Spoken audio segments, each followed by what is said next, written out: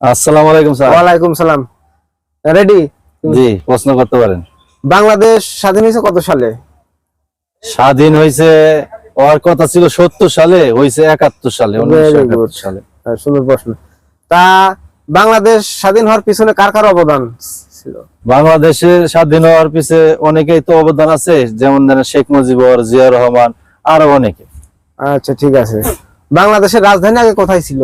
বাংলাদেশের রাজধানী ছিল আগে জাহাঙ্গীরনগর, এখন হচ্ছে ঢাকায়। আচ্ছা, ভেরি গুড, অনেক সুন্দর প্রশ্ন করেছো। আসতে পারো এখন তুমি। ভাই কি কি প্রশ্ন ধরছিল? ৩টে প্রশ্ন করছে। আসসালামু আলাইকুম স্যার। ওয়ালাইকুম আসসালাম। তা তোমার নাম কি? আমার নাম আগে ছিল জাহাঙ্গীরনগর, এখন ঢাকা। ওরে বাবা, তা তুমি, তোমার বয়স কত? তোমার জন্ম কত সালে? হওয়ার কথা ছিল ৭০ সালে, হয়েছে ৭১ সালে। ওরে সর্বনাশ করছে। তা তোমার বাবার নাম কি? স্যার দাবি তো অনেকেই করে, যেমন শেখ মুজিবুর রহমান, জিয়াউর রহমান, আরো অনেকে।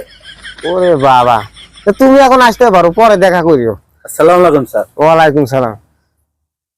মেন্টাল কিরা নিয়ে আইছে রে, ইন্টারভিউ তো আইছে।